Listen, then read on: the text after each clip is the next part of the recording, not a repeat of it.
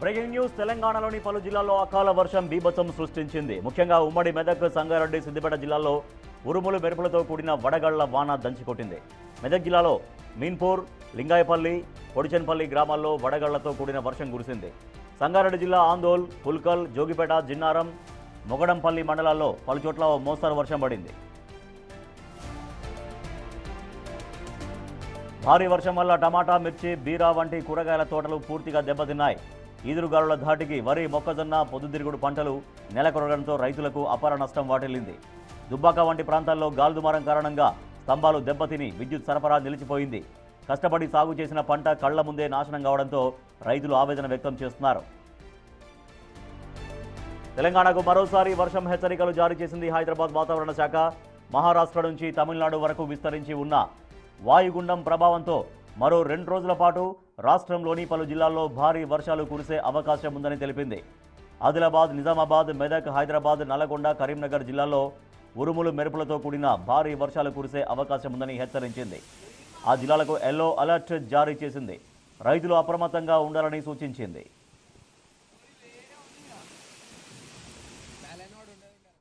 మెదక్ వ్యాప్తంగా కురిసిన వర్షానికి పంట నష్టం తీవ్రంగా వాటిల్లింది. మా ప్రతినిధి దుర్గారెడ్డి మరింత సమాచారం. సార్ దుర్గారెడ్డి, ఉమ్మడి మెదక్ జిల్లా వ్యాప్తంగా ఎక్కడెక్కడ ఎంత వర్షపాతం నమోదైంది? సో ఏ పంటలకు ఎక్కువగా నష్టం వాటిల్లింది?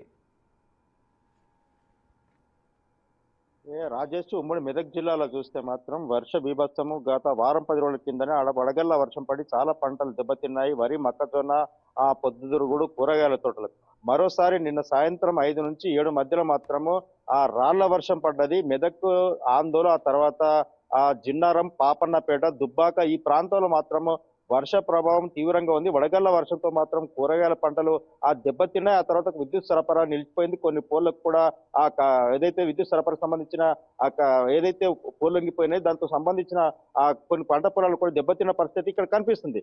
దీంతో పాటు ఉమ్మడి మెదక్ జిల్లాలో కూడా రాష్ట్ర వ్యాప్తంగా పడుతున్న ఏదైతే వర్షం ఉందో దాంతో పాటు గంటకు 40 నుంచి 40-60 కిలోమీటర్ల వేగంతో ఈదురుగాలు వీర్చి కొన్ని చోట్ల చెట్లు కూడా నెలకొరిగిపోయిన పరిస్థితి కనిపిస్తుంది. దీంతో పాటు చాలా చోట్ల ఈ రోజు రేపు మరో 2 రోజుల్లో కూడా అంటే వర్ష ప్రభావం ఉన్నందువలన పశువుల కాపర్లే కావచ్చు, ఎటైతే మేకలు తీసుకెళ్లే మేకల కాపర్లే కానీ జాగ్రత్తగా ఉండాలని చెప్పి అలర్ట్ జారీ చేసిన రాష్ట్ర ప్రభుత్వం కనిపిస్తుంది. దీంతో పాటు బీరా, బీర్నేసు, పొద్దుతిరుగుడు, మొక్కజొన్న, వరి పంట పొలాలకు మనం ఒక వరి పంట చేనులో ఉన్నాం. తర్వాత నిన్న రాళ్ల వర్షానికి మాత్రం ఎక్కడైతే మనం చూస్తున్నామో పంటకు మీద కనిపించే వరి ఏదైతే ఉందో ఆ వరికి పైన కనిపించే అంతా రాళ్ల వర్షానికి దెబ్బతిని కనిపించిన పరిస్థితి కనిపిస్తుంది. దాంతో పాటు ఎక్కడైతే రాళ్ళు భారీగా పడ్డాయో ఆ పడ్డ మొక్క ఏదైతే ఎరుపు రంగు మారిందో దీంతో పాటు అక్కడ పంట కూడా కొన్ని చోట్ల ఇది లేటుగా వేసారు కనుక ఈంత కనిపిస్తుంది. మిగతా కొన్ని చోట్ల వరి పంట మాత్రం చాలా దెబ్బతిని నేలకు రాలిన పరిస్థితి కనిపిస్తుంది. కొన్ని చోట్ల మొక్కజొన్న, తర్వాత పొద్దుతిరుగుడు, ఇతర పంట పొలాలు కూడా వంగిపోయిన పరిస్థితి కనిపిస్తుంది. రైతులంతా ఆవేదన, ఆందోళన వ్యక్తం చేస్తున్నారు. 6 కాలం శ్రమించి పండించిన పంట అంతా కూడా నేలపాలవుతుంది.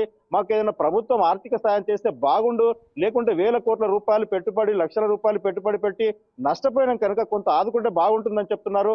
గతంలోనే ఏదైతే వడగళ్ల వర్షం పడ్డదో ఆ ప్రాంతానికి వెళ్లిన ఇరిగేషన్, రెవెన్యూ అధికారులంతా కూడా 6 నుంచి 7 వేల వరకు పంట నష్టం జరిగిందని చెప్పి రాష్ట్ర ప్రభుత్వానికి ఉమ్మడి మెదక్ జిల్లాకు సంబంధించిన జిల్లా కలెక్టర్లు ఒక నివేదిక సమర్పించారు. ఇప్పటి వరకు కూడా ఆ రైతులకు న్యాయం చేస్తామన్నారు. నష్టపరిహారం రాలేదని చెప్తున్నారు.